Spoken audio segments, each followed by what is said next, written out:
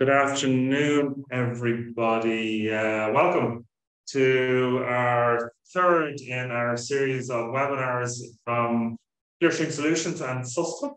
Today is about building a business case for sustainability. Let me share my screen and we can get going. Bear with me here. That's right. Perfect. Now, good afternoon. I am Declan Bogan. I am Learning Director at Sustain, the Sustainability Training Hub. We work closely with clients around driving awareness, upskilling and e-learning in masterclasses for board and executive teams on all things ESG. And then we work with broader in-person training. I'm joined today by my colleague, Fran McNulty. Fran looks after our responsible business programs with a number of our key large PLC clients on building out their strategy, their action plans, and ultimately how they tell their stories and disclosure. Over the next hour or so, I'll work through some of the context, some of the theory, some of the bigger picture elements to it, and really the bulk of our conversation today is listening to the realists, the people that are living and breathing the reality of preparing and developing and understanding a business case and how to and where to direct it. And we'll also get to hear from the audience for a business case and what they like to see or hear, or what's the different challenges that they have in that regards. And so this is the third in our series, and it's really interesting when we look at the different audiences. That it's a mixture of corporate and it's a mixture of the SME sector. We appreciate that as a corporate, business cases and that approach is and is normally a standard procedure process that organizations go through to justify, an investment, a spend, that there's a financial analysis and that there's some sort of return on investment. And historically and typically, that is very much driven from a commercial side of things.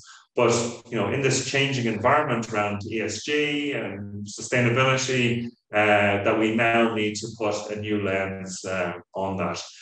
We'll be joined by Siobhan, by Joanne, by Des, and by Conal shortly.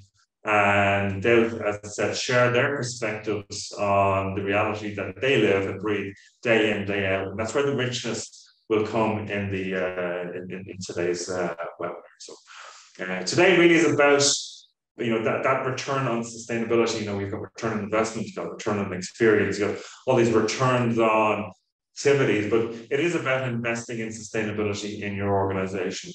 And it will be remiss of us to not think about putting this new lens, starting with a very different mindset around, and it is a mindset. It is about thinking and looking differently at our business as usual. That we now have the added challenges of regulation that we never had before, of reporting, of disclosure, of just doing the right thing as a business, whether you're a corporate or whether you're an SME. And today we will look at and appreciate that business cases are a given in corporate clients. And how do we make sure we prioritize the right thing? But for SMEs, for a number of them, some of them are on the journey, but for a lot, they're not even on the page yet. And how do we ensure and how do we help build an understanding of what do we focus on? Where do we put our efforts and our time and our budgets? Because there's obviously serious constraints that are being imposed in organizations, whether it's in resources and money, on access to capital, on customer demands, etc. We're going to explore those in the next sort of 10 to 15 minutes. This will run to about 20 past. Really, the objective of a business case really is to achieve an environmental and social outcomes as well as financial returns. And we do have to appreciate that this is about business at the end of the day. It's still about having a viable organization. It is still about ensuring that, for us to drive and deliver on sustainable and social issues, we also need to be able to generate revenues, generate opportunity, reduce our costs, drive engagement, attraction, etc. So it is about environmental, social, and financial piece. And I think that's what the shift has changed. And we also need to think about, when we build out our business case, and this is standard business case, there's obviously an executive summary and perhaps an appendix, but really we need to frame that opportunity to find that problem statement and where is the focus.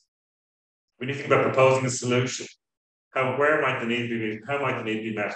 Look at the cost benefits, look at the risks, and appreciate those, and then look at what outcomes are we trying to deliver. Sustainability as a thing, ESG, responsible business, whatever you like to call it, organization. We need to think fundamentally, where are we going to focus? And it could be any topic: climate change, water, biodiversity, pollution, energy, circular economy. It could be in the social, the S element. It could be around people development, inclusion, equality, and diversity, well-being, and human rights. I'm making sure we're ensuring our supply chains are correct. It could be around ethics and governance. It could be about data protection and privacy and cyber security. Or it could be, and I've added in the financial and economic as a separate thing here, but it could be around mergers and acquisitions. Building a business case for a new acquisition. Are we buying the right type of business that's going to align and already has the credentials that we need to aspire to? Or are we buying a really poor, environmentally and socially damaging business that is ultimately going to maybe impact and challenge us?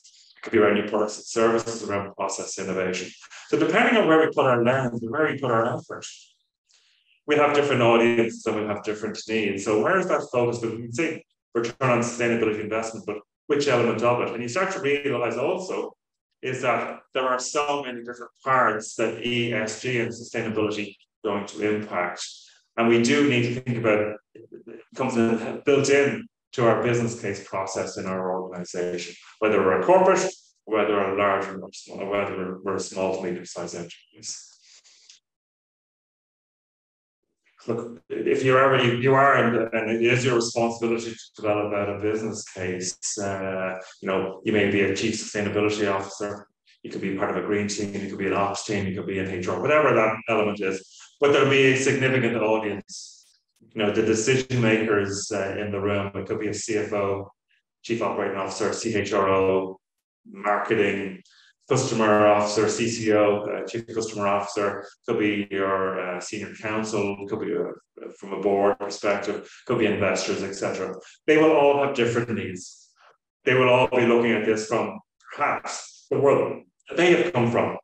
And if you're a CFO or a financial controller, then you'll have looked at the world with a particular lens.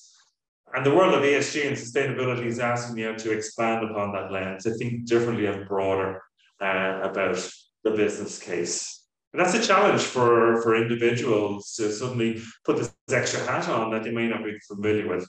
Part of our role is to ensure that we're telling the story, that we're building the right elements. And we need to understand then, as we're framing the opportunity, are we thinking about the why? Why do we need a business case at all? Is it to ensure regulation compliance? I talked to a colleague the other day, and I was asking, well, why in your business did they build that business case? Some of it was to get ahead of legislation, or to look at other jurisdictions. What are they doing there was an Irish organisation, and they were looking, well, what legislation is happening maybe in countries that are a little bit further ahead, like in the UK in their particular sector. They were ahead in legislation. They knew it was going to be coming, or they knew that they wanted to do well and develop into that country. It could meet company strategy and ESG targets. So your organization may have set a strategic goal to be ESG aligned, or sustainability is a core pillar in the organization. You may need to address key business risks and costs, whether that's reputational risks, environmental risks, flooding and climate adaptation, strategic risks, economic risks, etc. It could be a key customer request. We've worked with a number of organizations that their number one customers are putting it into their tender documents that you must have a carbon footprint or a CDP response, or what are you doing about due diligence around your human rights? And it's a entry level to be able to to tender for RFPs, etc. You may wish to build organization capabilities and capacity and new processes, new equipment, and be able to mitigate potential process and organization challenges. You may wish to foster cultural change. If your business is more progressive in its thinking and you need to bring your people with you and to drive and be that drivers of change. We're working with a large bank at the moment, and they're looking at upskilling their customer-facing people so that then they can exact influence on their broader ecosystem. And that's a big change. So you're actually become a champion and a mover of change. And as you're building your business case around some of those areas, well, what's going to be the knock-on impact and outcomes of that investment? You may wish to develop new business opportunities. It could be about competitive positioning. Our competitors are doing this, so we need to do it, or we need to get ahead of them. So there's a whole range of whys. Or it could be external forces, investors, rating agencies, financial demands that make any sense. So it depends on what your why is. Depends on your role as a writing a business case to be able to get there. The what. This is an example of Telefonica, the telecommunications business, of their double materiality that they published about a year ago for their 2021 double materiality, published in the 22 report. They've identified, and this is something that you need to be conscious of, what are we going to prioritize? We've got limited resources, time, budgets, etc. That's a given. We still have to run a business. But where are we going to drive most change? How do we ensure that when we're looking for and we're justifying the investment? So for Telefonica, putting cybersecurity and competitive behavior or management of energy and emissions and doing projects in that area is going to have a fundamental impact on how investors are looking at them, their customers, all other stakeholders. And what's that stakeholder engagement piece? And are we ensuring so that is driving that forward? And if you are an SME and you were looking at to try to sell to these types of organizations, how are you ensuring that your message and your activities are going to help them to achieve this so that they can achieve their goals? So it suddenly becomes this world of prioritization. And how do we think about the what as well as the why? And how are we achieving each one of those? Next is about proposing a solution, and it's impossible to give you an example of lots of solutions, but all initiatives need sponsorship, they need ownership, they need project planning, scoping, resourcing, tools, timelines, execution. It's business as usual. We're not saying that you need to create a whole new world of delivery here. If you're good at project management, portfolio management, it's to be able to integrate whatever initiatives that you put in here. But all we're saying is add in the ESG lens into it. From a cost perspective, this is what we get asked lots of times. Well, why are we spending money on sustainability? Like, it's going to cost us extra money for capability building on infrastructure, technology, where they're paying for consultants, paying for us to come in and help you to figure this stuff out. New facilities, retrofitting, energy solutions, packaging, R&D, acquiring new business. There's a lot of cost. And are we going to get the return? And it's trying to convince others that, is it worth that? Additional measurement reporting, change. If we've got to change suppliers, if our human rights of our main supplier is faulty, and we have to change everything, there's a huge amount of cost and disruption to supply chains. There's a price of carbon that's going to be layered onto everything that we do. And then there's a price of talent, upskilling, training, etc. So there's lots of costs. We get that. The benefits around this is going to help us meet our targets. It's going to enable us to be compliant. It's going to enable us to future-proof our business. We're going to get new revenues. It's going to save us money by being more efficient, by being less wasteful. It's going to help us to attract and engage talent, reduce our risks, help us to restore nature, have cleaner air and water. That's societal impact. And we're going to engage the workforce. It opens up access to capital. The financial institutions are investing and supporting businesses that have greater credentials in the space. It's driving brand value and image. We may wish to use a very structured, and I like this one in particular, where we can actually structure what's the level when we assess the impact of our investment? You know, is it about strategic? Is it operational? Is it legal? Is it societal value proposition? Is it environmental? Is it talent, financial, economic, customer market proposition, stakeholder involvement? And we can pick and choose our criteria to go, it's really strong here and it's really weak here. We can play around, we can understand the justification of how it all aligns up. Finally, second last, we're thinking about mitigating the risks. Are we making the right decisions? Are we missing market opportunities? Are we being strategic in what we do from a longer term perspective? Is it going to impact us economically and financially? What are the operations risks? Are we going to be left behind with stranded assets, stranded products and processes? Is it legal or regulatory? Are we going to be fined? Technology, reputation is a big part to play in this. And as this movement happens towards greater transparency, then companies, their reputation should go up and up and up as they're seen to be investing in the right things. Competition and getting ahead of us, we need to be cognizant of that, and then obviously the environmental, social, and governance risks. But finally, then it's about key findings and recommendations on the environmental and social outcomes, as well as the expected financial returns can be achieved. So what are we going to go after? Have we got the right why? Have we created the what we're going to focus in on? And how are we building out and ensuring that we're mitigating and identifying the risks? Look, that's a very quick run through what is going on in the world of building out business cases. And really, what we're here today is to also listen to our panel. But before we get there, we have one question that we would like all of you here today to share your perspective on what's your why. Let me defer to you. Thank you so much, Declan, for that great introduction. We're going now with what I'm sure will be some really interesting insights from our panel, who I'd like to welcome back on screen. Thank you for joining us. We have Joanne Garbutt, Sustainability Director at Digital Realty and previously Mercury Engineering. Siobhan Taaffe, Group Finance Director at Uniphar. Des Ferris, founder of Sustainable Winning Performance Limited and formerly a director at Keelings, and Conal O'Neill, the Group General Manager for Regional Ireland and Partner Hotels at Dalata Hotel Group.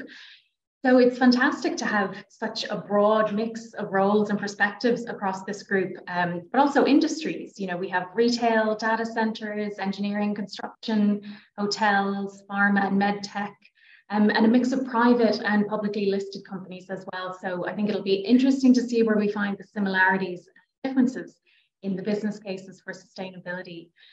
So I might kick off with you, Des. And firstly, I'll ask you to introduce yourself briefly and your role.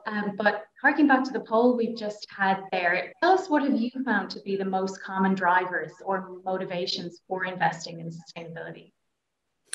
Hi, Fran. Good afternoon. Good afternoon, everyone. As Fran says, I'm the founder of Sustainable. I'm afraid we can't hear you, Des. Can you hear me? Oh, there you are now. We can hear you fine. Sorry. Can you hear me? Can you hear me now? Mm-hmm. Okay. Good afternoon, everyone. My name is Des Ferris. As Fran has said, I'm previously a director with Keelings, but I am here on behalf of my own business, Sustainable Winning Performance Limited. I set that company up just over 4 weeks ago, and my company works with leadership teams, directors, business owners, chief executives on a number of key areas to create those winning performance strategies, including risk and compliance, investment, policy making, strategy, and legislation requirements. So, Fran, in terms of what I feel are the drivers in my experience, most of my experience is predominantly within the food industry, within the FMCG business. Necessity is one.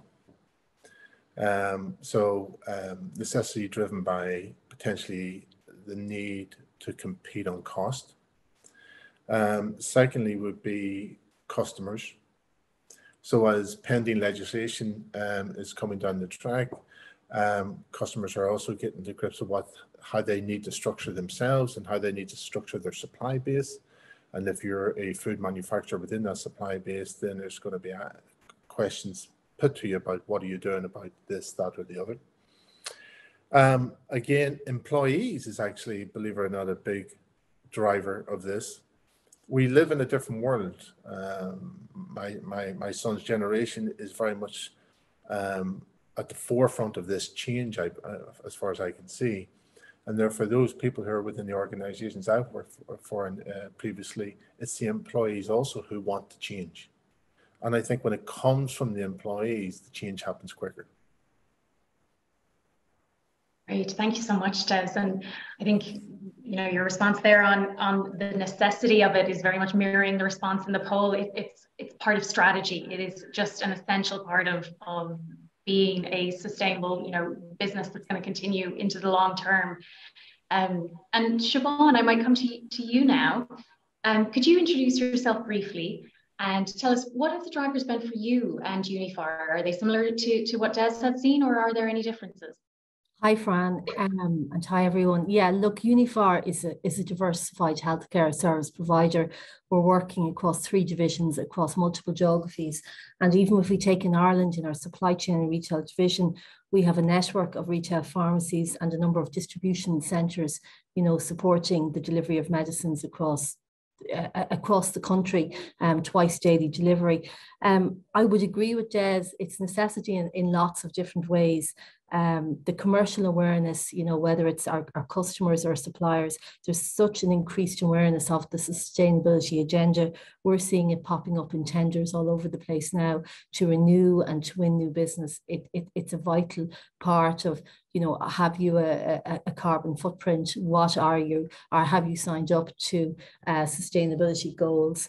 What are your metrics? And the fact that there are, you know, common metrics out there that, you know, customers and suppliers can compare us against our competition makes it quite visible. The economic reasons, you know, it has to make sense. We're embarking on a key strategic program of building a new distribution centre. So we want to build something that's going to build a sustainable business long into the future. So that has to give more than a nod to the whole sustainability agenda. And then it's wider stakeholders. So we're a listed PLC, so our whole investor community are very aware of that. Investors more and more, you know, are investor funds are looking at how a company are adhering to the sustainability agenda. And then, as Des said, employees, certainly the current generation and the new generation coming up have a much more awareness, you know, than previous generations. Thanks, Siobhan. And Conal, I might come to you and picking up on, you know, another PLC here. Are investors behind the main push, I suppose, for the actions Dalata's taken, or actually are there other drivers as well? Is it bigger than that? Yeah, I suppose I was struck by when you put up the results there, and I was answering it for ourselves, and I suppose this is maybe a journey we've been maybe on in earnest for maybe the last 3 years, and I suppose the motivations or the drivers have maybe changed over that time, because if I look at it now, I would have picked very much it's in our business strategy, but it's in our business strategy because of maybe drivers that were coming evident to us maybe 2 or 3 years ago. And I suppose we were beginning to detect what the expectations of the investor community in particular perhaps were going to be looking for. They themselves probably didn't actually know what they wanted, but they knew they were going to need something. So they started asking the questions, which encouraged us to, I suppose, get a bit more active about formulating responses for us. So in the first instance, yeah, I would maybe suggest investment community, followed by customer base. I'm not really talking about individual customers who walk in and kind of and asking about our hotel. It's more got to do with the corporate base, our larger corporate customers and our larger ledger customers. So big organizations that send volume of accommodation requirements into us, because they're, I suppose, being asked by, you know, their investors, their backers, what are they doing in the space, and they're just pushing that down the line for all intents and purposes. But definitely then it has moved on in terms of employee buy-in. It's a huge factor. We find even when we're recruiting people in this day and age, that, you know, that's a question that come up. They ask us, you know, what are our credentials in the space and what are we doing? Suppliers, very definitely, you know, we're engaging with them, asking them questions. Equally, they're coming back and asking us for our data and information. Our landlords, we own a lot of our hotels, or most of our hotels, but we also lease a lot of our hotels. So from a kind of a banking and financial institution perspective, you know, the people that are providing the loans to provide all those assets, they have questions that need to be asked and checked. So in that respect, it's also coming up. So as time has evolved, it's affecting, or we're having interactions or engagements with all our stakeholders on this topic, and that's just something that we see that's going to continue. Great, thanks, Conal. I think really interesting to see a lot of similarities across the three answers there so far. Employees coming out really strongly, the necessity, the engagement with a huge range of stakeholders, risk, compliance. I think touching on many of the things that Declan spoke about in the introduction there as well. So Joanne, to come to you, you're a sustainability director, you know, you're doing this day in, day out. Firstly, are there any other drivers that you've seen, you know, that we haven't spoken about already? But then secondly, I'd love to hear when you know, you're moving past the drivers, you've decided to take action. How do you figure out what to focus on? Because obviously sustainability covers such a huge number of issues. How do you know where you're going to deliver the greatest value? Well, to go back in the driver's piece, just a quick look there. When you look at working smarter in the energy you have, how you're developing and rolling out the energy plans, and looking at the energy efficiency of the plants and the buildings you have. For example, do you know per square meter how much electricity and gas you use per year or per employee? And can you benchmark that? And once you start to look at that, you see that it makes bottom line sense to be more efficiently busy with your energy, your water usage, etc. And of course, in Ireland, we don't pay for the water yet. So it's less of a driver. But again, if I look at some other locations we have outside of Ireland, water is definitely a much more of a focus. There's a drought going on in France, we know, and so forth. Spain has similar issues. So water is a scarce utility, just like electricity would be, or at least renewable energy would be at this time. So it also makes bottom line sense to be more efficient with what you have. So it is not just that you're playing into what the demands, compliance risks, and employee wishes are, but it simply makes money sense as well. And your question around focus, I really believe the materiality survey is a big part of it. This is where your stakeholders have told you, here's what we feel is most important and impacts us in a big way. So you have to take that seriously, and you have to use that to prioritize where you're going to go. But of course, once you have those, it also is a good idea to go back to your strategy. What did you promise to do over the next few years, and have you covered it all? If you haven't, you may want to add some projects that do also deliver on the strategy and the framework that you have told stakeholders should be working on. And last but not least, project management 101, do you have the resources to deliver? And in most cases, the teams may actually not be as big as what needs to be done. Sometimes the task ahead is daunting when you look at the manpower, and sometimes it's simply somebody to key data into a spreadsheet so that you can add up the numbers. And if you don't have the people, have you set aside some budget to get somebody in from a consulting organization who can help you with it? So I would say that would be sort of my approach of looking at where to start, and have you covered off your risks and your resource constraints.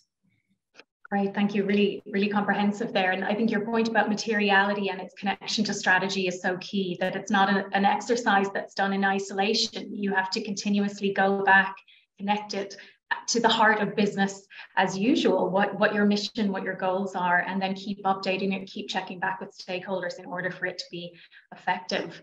And Siobhan, I might bring you back in. I'm interested, did Uniphar take a similar approach when identifying what high priority areas they should focus on? Well, within our sustainability agenda, we basically identified 5 pillars. So, you know, we identified people and workplace, environment, community, governance, and then business and solutions, very similar to the wheel that Jack put up earlier. So within each of those, because when you look at the sustainability as a whole, it can be quite daunting and as to where to start. So within each of those pillars, then we identified what we wanted to achieve, you know, across a number of timeframes, because the timeframe piece, you know, there are some obviously more immediate or quick wins, but then it can span a number of years before you actually see the return for your investment here.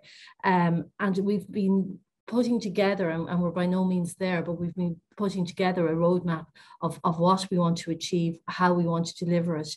And it's really back to basics then in terms of business case and supporting, you know, in a lot of cases, you know, we're defining what the challenge is.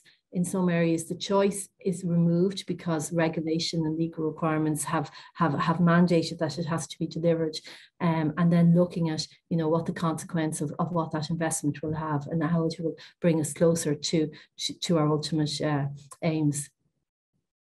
I'm interested in the point you made about timeline. So, you know, working in finance, I'm sure you have very clear expectations of what a good business case looks like, or what a typical business case looks like. Have you found any differences when it comes to considering a sustainability business case? Do you need to sort of shift your mindset a little bit? And I ask because timelines, that is one of the things we hear clients talk about most often, that you're not often calculating your return on investment in, you know, a year. You could be talking about decades before the return will come back to you. And that's kind of a new way of thinking for some businesses. It absolutely is, because, you know, we look at predominantly a 3-year return on capital employed, and we set ourselves a metric of between 12 and 15%, and that would be for a standard investment of any capital. Timelines are stretchier, and it is you're looking at it with a new lens. But I think what's important is that you can still identify what the deliverable is at the end of it. Yeah, you might be measuring it over a longer period of time, but there still needs to be clarity on what that deliverable is. Great. Thanks, Siobhan. And Des, I might bring you back in, maybe taking Keelings as an example. So, you know, food, retail, going back to the question about focus, firstly, what areas did you focus on, you know, opportunities or challenges? And then when it actually came to the practicalities of making the business case, what approach did you take? And can you even share maybe some examples? To a point I can, obviously I no longer work for that business. So of course, yeah. I suppose what I would say to try and provide some insight to your audience, first of all, in a family-owned business or family-run business, they generally work to a set of values. And they generally look to strengthen the business for the long term, for the next generation. And, you know, if you compare that to a corporate organization, they'd probably work to a set of metrics, and, you know, and that's where it probably differs in my experience working for family businesses. In terms of the area of focus, it's interesting, you know, and I'm speaking to your audience here at the moment, but if some of your audience members are new to this and they've been given the role as the head of sustainability, they're probably in a pull scenario where they're trying to pull the organization into thinking about this and saying, okay, well, how do we as an organization get together to make this happen? And I suppose, you know, in any organization, and whether it's my previous employer or others before, you start in a position like that. Everybody starts in that position. And I suppose what I would say is that in my experience, if you look across a suite of industries, you have businesses at one point in time where, you know, the best at what they do, and over time they can end up in the middle of the pack or the bottom of the heap through no fault of their own predominantly. And when you're looking at creating a sustainable strategy with all the aspects of ESG that you're talking about, you need to ensure that it fits into the way that organization structures itself to compete in the industry it competes in. So, you know, private family businesses, whether food businesses or not, will structure their resources in a certain way, will decide what products or services they're going to supply, will have a way about how they're going to deal with their customers and deal with their supply chain. And if your sustainability strategy is in competition to that, it's likely to fail, because that's the way the company needs to be structured to be competitive. So one of the things I had to figure out to answer your question is, how do you create a sustainable strategy or an ESG strategy that complements the way the organization needs to be structured to compete? And you need a bit of time to think about how you do that. So that's the first thing I would say was the challenge, is how do you create that strategy that complements and actually enables the company to win in the marketplace? Because if you're a private company, you're there to create shareholder value. You're there, to provide good product and service, et cetera, and also to manage your impact on the environment. But they all must be designed and structured in the way the company needs it to be structured in order to be successful. Otherwise, there'd be no money to do anything.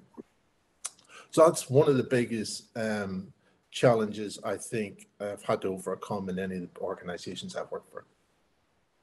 Great, thanks, Ted. I think it's such a good point, and for listeners here, I'm sure a lot of them will resonate with them, that there isn't a one-size-fits-all approach to sustainability. You can't just take something off the shelf and insert it or apply it to your business model and expect it to work. That getting that alignment between your existing business strategy and how your business is structured is critical, because otherwise it will just be conflict after conflict after conflict. Well, what actually happens is, the unseen behaviors in the organization, they kill it.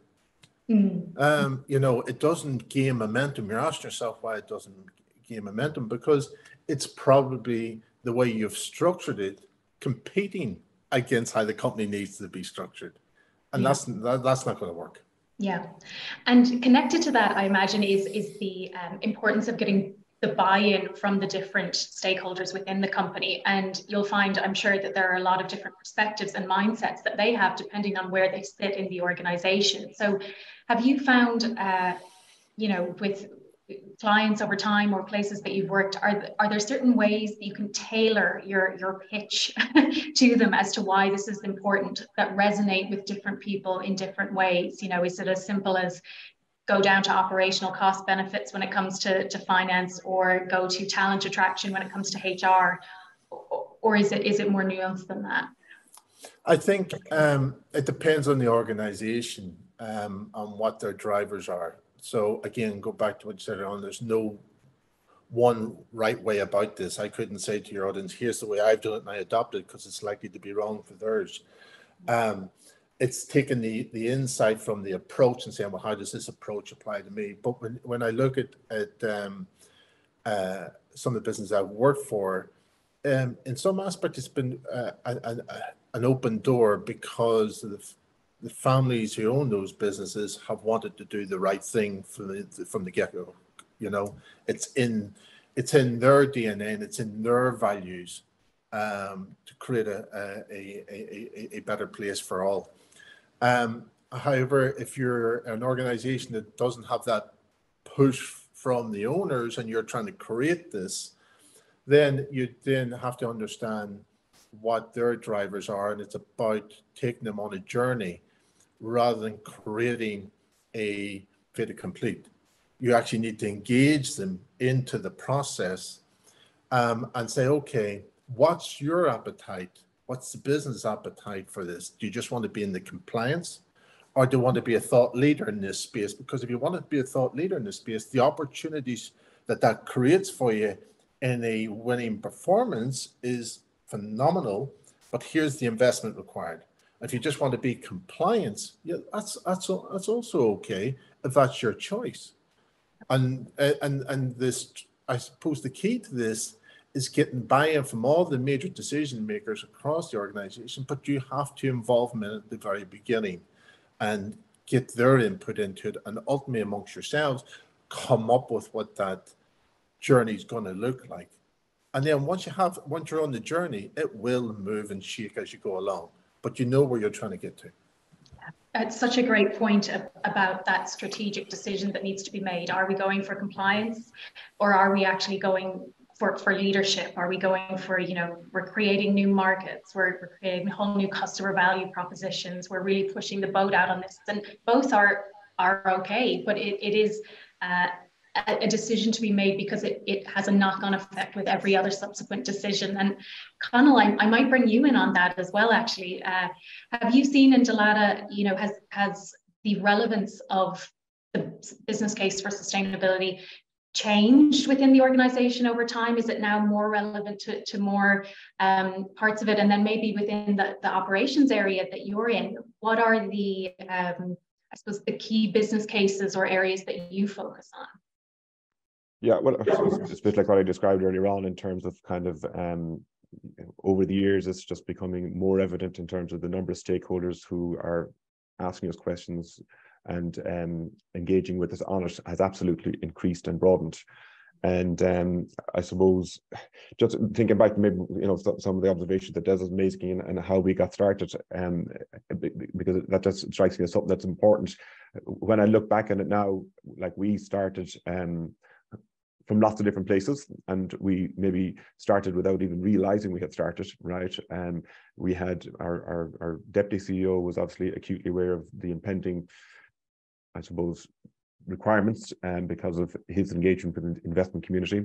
I separately had been asked to work on a project just on energy consumption and looking to see if we could reduce it just from a cost cutting exercise. But when I started looking at that, I realized that, oh, this is much bigger than cost savings in this day and age. We need to be thinking much broader than that. And then separately, our company secretary was again alert to the future, and he was completing CDP disclosures because he could see there's something coming down the stream. So maybe about 3 years ago, it kind of came to our attention that, ooh, right, we need to put an umbrella over this. And the big commitment that we made as a company was appointing a board subcommittee to kind of lead the charge on this. And then there's reference made earlier on then to the materiality exercise, which helped us prioritize where we need to be focusing our attention.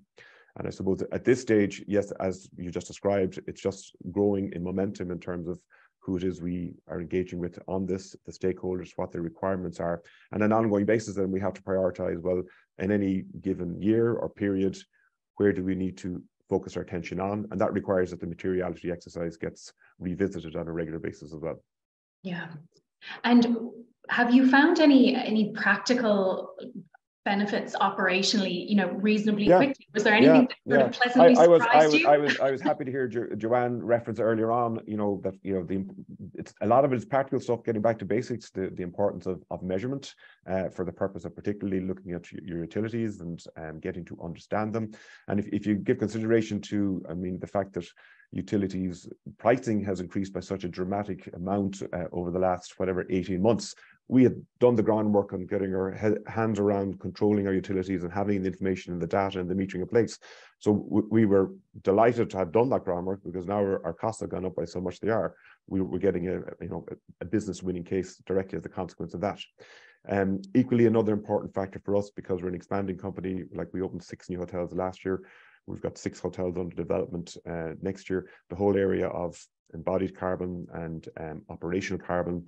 So we did an analysis of maybe one of our more recent new build hotels, and we've made dramatic changes now, moving on to some of the hotels that are currently under construction. But again, those things wouldn't have happened if this focus hadn't come on us. And just as an example, like we would anticipate that we're going to be able to reduce the embodied carbon associated with our more recent, our newer hotels coming on stream by anything up to 50%. Equally, the operational carbon, anything by up to 50% as a consequence of the changes that we've made because of all this focus and attention on it.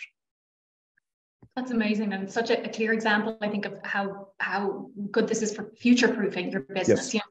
Some of where we'll be in over the next few decades is hard to predict, and with things like carbon tax, for example, what will happen in those types of spaces, but you're setting yourselves up now to be much more ready to adapt to whatever is coming down the line in terms of priorities.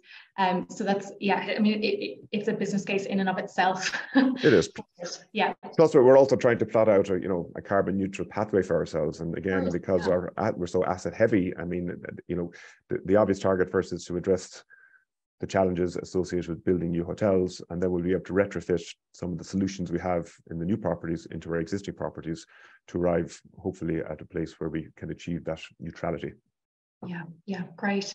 And Joanne, maybe I'll bring you in on this as well. So a lot of talk about the importance of getting buy-in and bringing everyone within the organization on the journey with you. But what about your other value chain partners? You know, your clients, your suppliers, everyone else who has to come on that journey with you. How important is it to have that engagement with them, and what does that look like? One of the things I say a lot is that sustainability is a team sport. Nobody wins by themselves. So most of us have a scope 3 carbon emissions that is 10 times, if not much more, higher than our scope 1 and 2 together. And scope 2, if you're in a area that provides renewable energy at a high percentage, i.e. 100%, you're out of jail on scope 2 quite easily or quite fast. And so in order to address scope 3 with those items that you don't have direct control over, you have to collaborate. And for example, just last night, there was a long call with a very big customer that cannot be named, but let's just say they're a big name. And they wanted to change their tact with us, whereas they in the past would have seen surveys. They want to now partner, and they're looking for that two-way data exchange. And we're looking to do the same with our construction partners, for example, because again, what they're doing on the site is adding to the embodied carbon of the building, which we then have to report on and deal with when you look at the whole carbon life cycle calculations, etc. So you have to collaborate. I wish there were more platforms that had multiple levels of organizations that reported into it, because sometimes it does feel like you're repeating the same thing over and over in different directions. But you have to partner upstream and downstream in order to make a dent in it. And again, that the old approach of contractually you are obliged to do what I'm asking you or telling you to do, you can't follow that, because a lot of this stuff are not in the contracts that we have made with other companies years before. And now you have to get people to come on board, work with them. They're going to know some stuff. There's other stuff they may be struggling with. You need to understand it, embrace it, help them, you know, just work with them. I think in most cases, what we've seen from a reporting perspective is the result is positive when you are at least working on it seriously, credibly. You're not trying to greenwash and just buy yourself out by carbon credits. You're actually really trying to minimize those emissions, and you are partnering and you're on the journey. Nobody's there yet. Everyone's on a journey. And as the legislation changes over time, you were possibly in compliance before, and now you have to change some things in order to remain in compliance, because as we discover new ways of doing things, there's new requirements. So it's a moving landscape. And the only way we all get through it credibly is by partnering.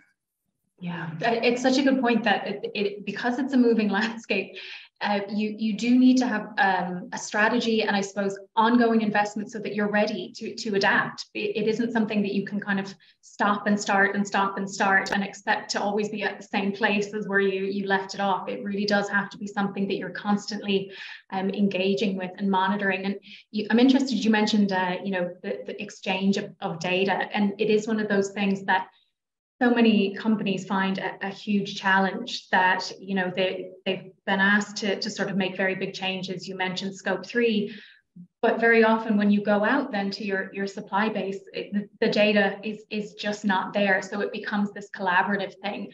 How much of a challenge is that in terms of actually delivering on a business case? If you set yourself an objective for something specific, do you sometimes find, because of the maturity of the rest of our suppliers, it's actually going to be much harder to get there than we thought?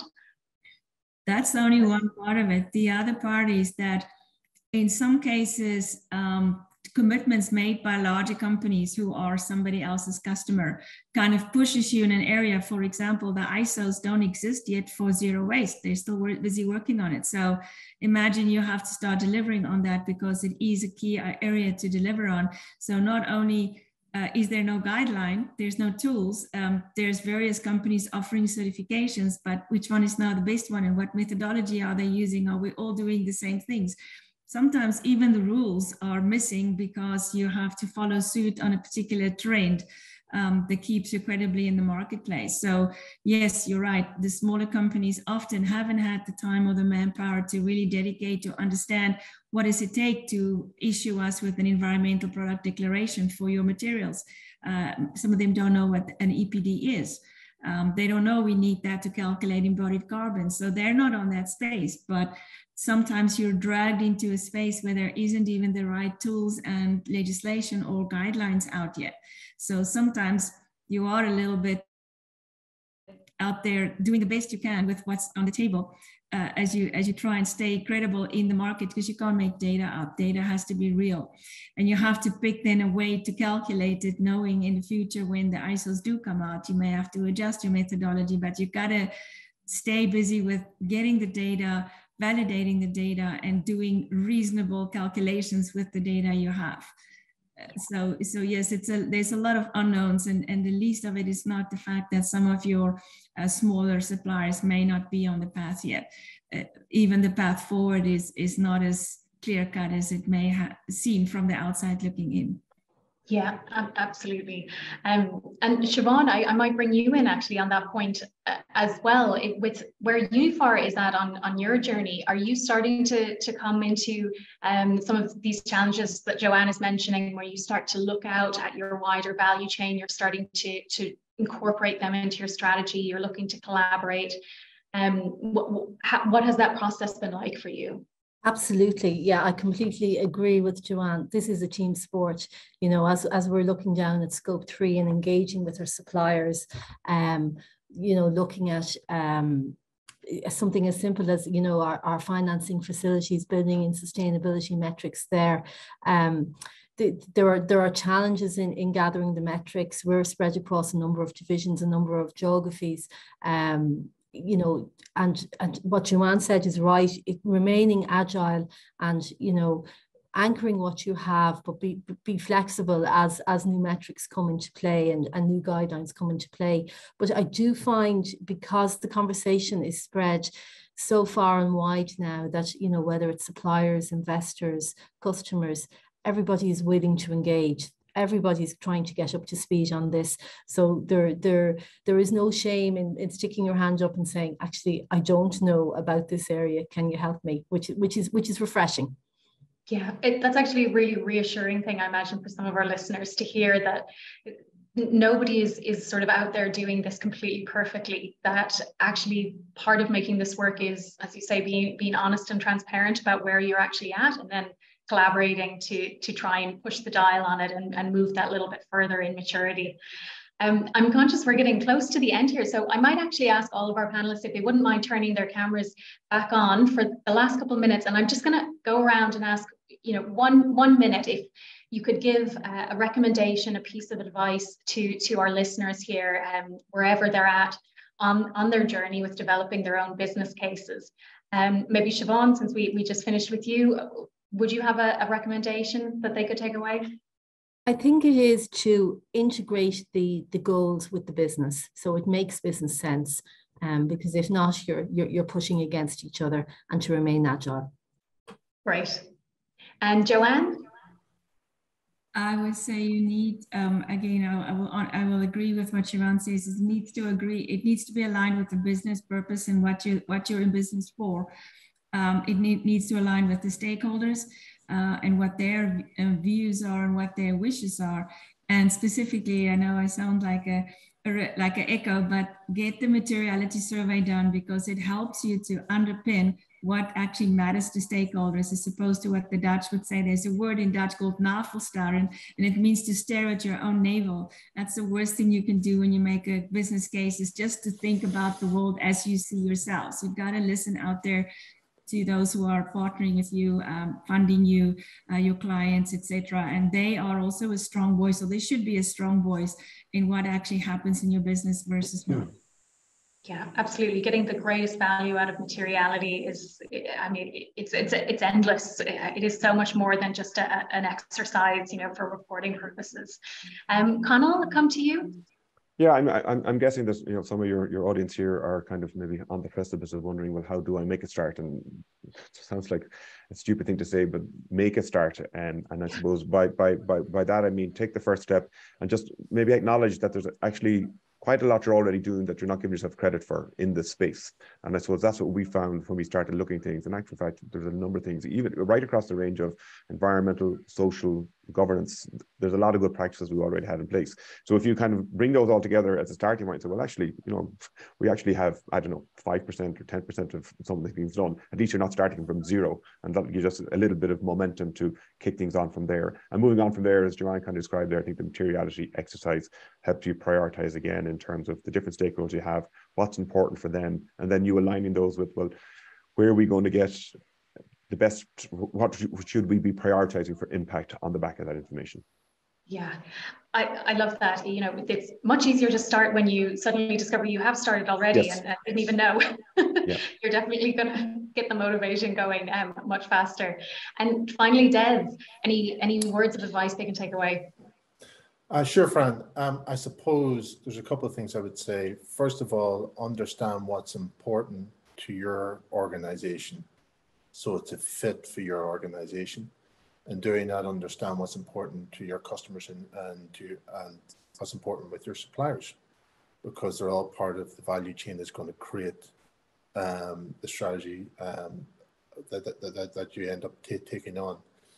The second thing I would say is try and create some sort of framework around this. Try and create something that your organization can feed into, and something easy for you then to communicate back out of the organization as and when required. And once you do that, create a call to action. Say, this is where we're going to head. This is where we're heading to. And we don't know exactly how we're going to get there yet, but we know our destination. And don't be afraid to ask for help. That's great. I love, you know, the honesty, and if you don't know how to get there, it's okay to still set that as an ambition. You know, that we're not going to have every single one of the answers before we dive into this. So you're right. It's more important to set your direction, say this is where you're trying to get to, and then just be open and communicate transparently as you go along. So thank you so much to all our panel, and I hope all of our listeners have found this beneficial wherever you're at on your own journeys. Conal, Joanne, Siobhan, Des, really appreciate you joining us today and sharing so many of your insights and your wide experience.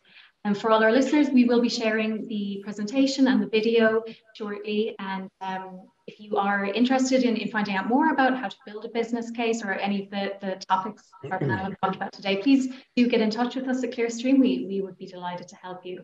So thank you very much. We'll see you again. Bye-bye.